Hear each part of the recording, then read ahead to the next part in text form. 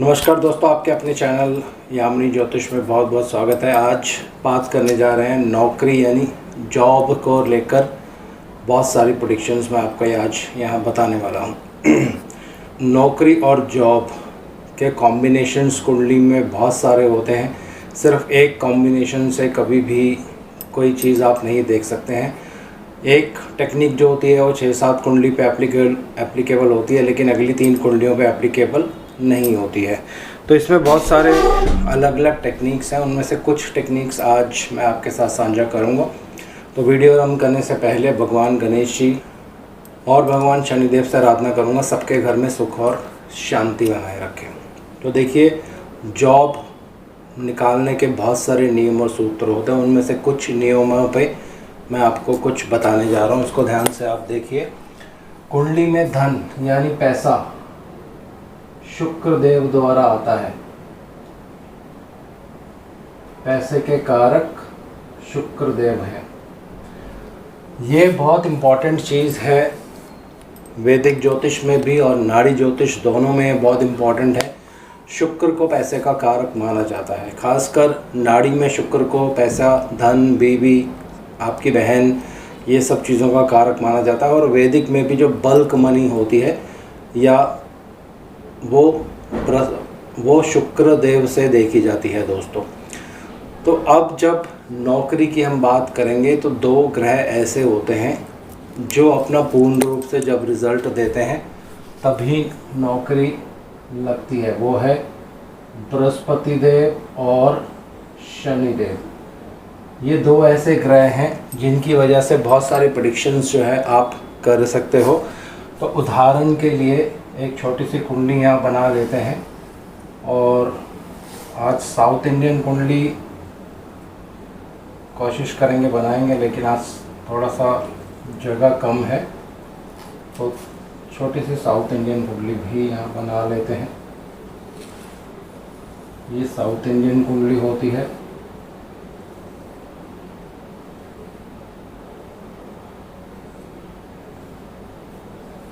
और यहाँ हमेशा मेष राशि और ये इस तरह से राशि फिक्स रहती है। यहाँ भी मेष राशि लिख लेते हैं। तो अब आपको क्या देखना है, शुक्रदेव कुंडली में कहाँ पे हैं। तो एक उदाहरण ले लेते हैं। मान लीजिए शुक्रदेव यहाँ पे हैं। यहाँ पे आपको राशियों का ज़्यादा महत्व नहीं देना है, क्योंकि यहाँ पे मैं लेने जा रहा हूँ गोचर। जी हाँ, गोचर बहुत ही इजी मेथड है टाइमिंग ऑफ इवेंट का। तो पहली चीज़ आपको क्या रखनी है, पहली चीज़ बृहस्पति देव। ये बहुत महत्वपूर्ण ग्रह हैं जब बात करते हैं जॉब की। तो अगर गोचर में मान लीजिए शुक्र आपके तुला राशि में है और गोचर में बृहस्पति देव इनके ऊपर आ जाते हैं, यानी बृहस्पति देव तुला राशि में हो, तो एक इंडिकेशन आपको मिल जाएगा कि इस साल में, क्योंकि बृहस्पति एक राशि में 1 साल तक गोचर करते हैं। तो अगर बृहस्पति देव तुला राशि में आ गए, अब आपको दूसरी चीज़ क्या देखनी है, शनिदेव। क्योंकि ये दोनों ग्रह जब तक ब्लेसिंग्स नहीं देती हैं कोई भी इवेंट लाइफ में नहीं होता है। तो इसी समय में लगभग शनिदेव भी 2, 3, 4, 5, 6 शनिदेव को भी यहाँ पे आना पड़ेगा। तो जिस समय आप अपने जीवन की पहली जॉब निकालेंगे, उसको निकालने का ये सिस्टम होता है। शुक्र पैसा देते हैं, बृहस्पति देव जब गोचर में शुक्र के ऊपर आ जाएंगे और शनिदेव तीसरी दृष्टि उन पर डालेंगे। तो यहाँ भी इसको लिख देते हैं ताकि जो साउथ इंडियन मेरे व्यूवर्स हैं उनको समझ आ जाए। ये वीनस है और जब जुपिटर इसके ऊपर आएगा और सैटर्न यहाँ पे होगा तो ये थर्ड एस्पेक्ट इस पर डालेगा। तो ये एक बहुत ही स्ट्रॉन्ग कॉम्बिनेशन होता है। नौकरी मिलने की टाइमिंग ऑफ इवेंट यहाँ से आप निकाल सकते हैं। दोबारा से मैं इसको बता रहा हूँ क्योंकि थोड़ा सा कॉम्प्लिकेटेड है। आपको अपनी लगन कुंडली में पहली चीज़ यहाँ पे ये याद रखनी है, क्योंकि बहुत से लोग मुझसे फिर ये D1 चार्ट है यानी लग्न कुंडली, तो इसको आपको हमेशा ध्यान रखना है। ये D1 यानी लगन कुंडली है। इसमें D10 या D9 या नमांश या दशमांशा जिसको कहते हैं, वो सब इसमें नहीं लेना है आपको। ये एक सिंपल रूल है जॉब निकालने का। बहुत सी कुंडलियों पे आप चेक करोगे 100% बिल्कुल एक्यूरेट बैठेगा। बहुत ही अच्छी टेक्निक है दोस्तों ये। तो आपको क्या करना है, अपनी लगन कुंडली में देखना है शुक्र कहाँ पे हैं, और गोचर में जब भी व्यक्ति, जब आप किसी की जॉब निकालेंगे तो वहाँ पे आपको आयु भी देखनी पड़ेगी। व्यक्ति 22-23 साल का होगा तो वो नौकरी ढूंढने लग जाता है। 23-24 साल एक एवरेज आयु होती है नौकरी ढूंढने की। कुछ लोगों की जल्दी भी नौकरी लग जाती है। तो लगभग उसी उम्र में आपको देखना है कि क्या बृहस्पति शुक्रदेव के ऊपर गोचर कर रहे हैं। तो पहली चीज़ आपके दिमाग में आ जानी चाहिए कि अब समय आ गया है पैसा मिलने का। लेकिन दूसरी ब्लेसिंग किसकी होनी चाहिए, शनिदेव की। तो शनिदेव की तीसरी दृष्टि, अगर गोचर के शनिदेव की तीसरी दृष्टि पड़ रही होगी शुक्रदेव पर, तो उस समय में जो भी आपकी आयु चल रही होगी उसके हिसाब से आप कह सकते हो कि इस आयु में आपको नौकरी मिलने के बहुत ही स्ट्रॉन्ग योग हैं दोस्तों। तो ये बहुत ही अच्छा कॉम्बिनेशन होता है। अब यहाँ पे शनिदेव की तीसरी दृष्टि मैंने क्यों ली है, शनिदेव की तीसरी दृष्टि जो होती है ये एक्शन करती है आपके जीवन में। यानी किसी चीज़ का जब टाइमिंग ऑफ इवेंट होने वाला होता है तो शनिदेव की तीसरी दृष्टि बहुत ही अहम भूमिका उसमें निभाती है। तो टाइमिंग ऑफ इवेंट यानी नौकरी कब मिलेगी, ये आप हर समय अपने जीवन में इसको यूज़ कर सकते हैं। जब भी बृहस्पति देव शुक्र के ऊपर गोचर करें और उसी समय में शनिदेव तीसरी दृष्टि से या सातवीं दृष्टि से शुक्र देव पर दृष्टि डालें। 10वीं दृष्टि थोड़ा सा उसका एक डिफरेंस मीनिंग होता है, उसका एक मतलब अलग होता है, लेकिन तीसरी और सातवीं अगर शुक्र देव पर पड़ेगी तो उस समय में व्यक्ति को धन की प्राप्ति होती है या नौकरी मिलने के भी बहुत से अच्छे अवसर उसको 100% मिलते हैं। अब सेम चीज़ आप सूर्य देव के ऊपर भी लगा सकते हैं। क्यों? क्योंकि सूर्य देव भी नौकरी के कारक होते हैं। तो सेम कॉम्बिनेशन यही लगेगा।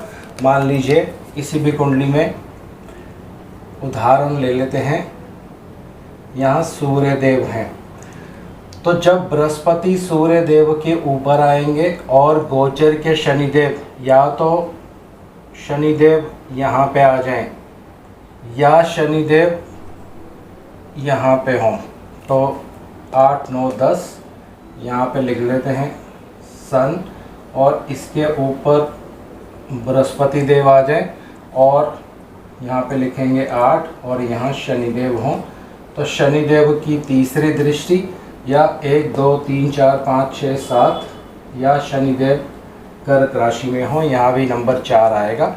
तो दोनों ही केस में आप कह सकते हो कि जब गोचर के बृहस्पति सूर्य देव के ऊपर गोचर कर रहे हो उसी समय में, उसी साल में, क्योंकि बृहस्पति देव एक राशि में 1 साल रहते हैं और शनिदेव एक राशि में 2.5 साल गोचर करने वाले हैं, तो वही समय होगा जब बृहस्पति उस 1 साल में बृहस्पति जब सूर्य के ऊपर गोचर कर रहे होंगे और उसी साल में जब शनिदेव सूर्यदेव को देखें तीसरी या सातवीं दृष्टि से, तो आपको जॉब मिलने के बहुत ज़्यादा अवसर जो हैं प्राप्त होते हैं दोस्तों। अब ये 2 चीज़ें मैंने आपको यहाँ बता दी। शुक्रदेव क्योंकि पैसे के कारक होते हैं, सूर्यदेव क्योंकि ये नेम फेम देते हैं और जॉब भी देते हैं, तो ये चीज़ आप यहाँ पे अप्लाई कर सकते हैं। सेम चीज़ आप अप्लाई कर सकते हैं कुंडली के 10th लॉर्ड के ऊपर।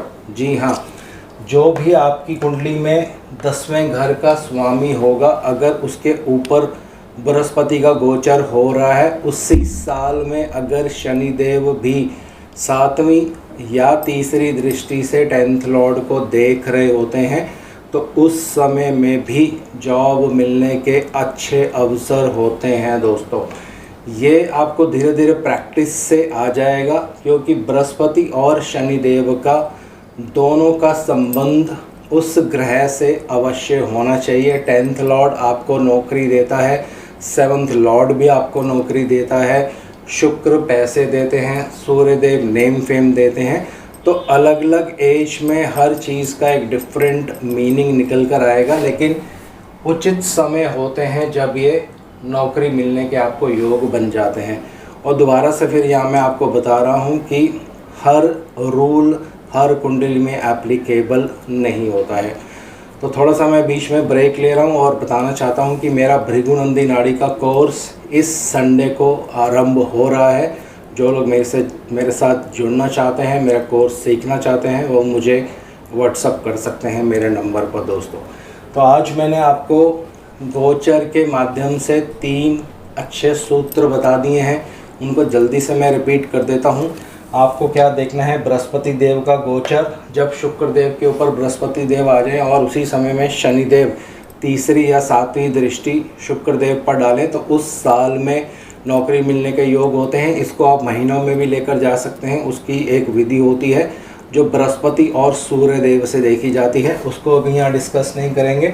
दूसरा होता है सूर्य देव, क्योंकि सूर्य देव भी नेम एंड फेम आपको देते हैं, पद प्राप्ति देते हैं, ऊंचाइयों पर लेकर जाते हैं, ये भी नौकरी के कारक होते हैं। तो सेम रूल वही होगा, जब बृहस्पति सूर्य के ऊपर आ जाए और उसी साल में शनिदेव सूर्य देव को देखें तीसरी या 7वीं दृष्टि से तो जॉब मिलती है। सेम चीज़ 10th लॉर्ड और 7th लॉर्ड के ऊपर भी एप्लीकेबल होता है दोस्तों। ये आपको कहाँ से लेना है, लगन कुंडली के 7th लॉर्ड और लगन कुंडली के 10th लॉर्ड, ये दोनों पर एप्लीकेबल होता है दोस्तों। इसके अलावा भी बहुत सारे कॉम्बिनेशंस होते हैं नौकरी लगने के, जिसमें D10 भी देखा जाता है, D9 भी देखा जाता है, बहुत सारी इसमें और कॉम्बिनेशंस होते हैं। लेकिन ये मेन कॉम्बिनेशन है, अगर ये लगाना आप सीख लेते हैं, इसके ऊपर प्रैक्टिस करते हैं तो बहुत अच्छे परिणाम आप निकाल सकते हैं दोस्तों। तो टाइमिंग ऑफ इवेंट, कैसे किसी की नौकरी लगने वाली है या किस एज में आके उसकी नौकरी लगेगी, ये बृहस्पति और शनिदेव के गोचर से आप निकाल सकते हैं दोस्तों। इसी में एक और विधि होती है जो नेक्स्ट वीडियोस में मैं आपको बताऊंगा, जिसमें सरल तरीके से हम पहले एज निकालेंगे भावों के अनुसार और उसी के अनुसार किस वर्ष में आपको नौकरी मिलेगी, वो भी उस विधि से आप निकाल सकते हैं। तो कोशिश करूंगा नेक्स्ट वीडियोस में उसको डिस्कस करने की। तो आज इस वीडियो को यहीं विराम दे रहा हूँ। आशा करता हूँ भगवान गणेश जी और भगवान शनिदेव सबके घर में सुख और शांति बनाए रखेंगे। जय शनिदेव।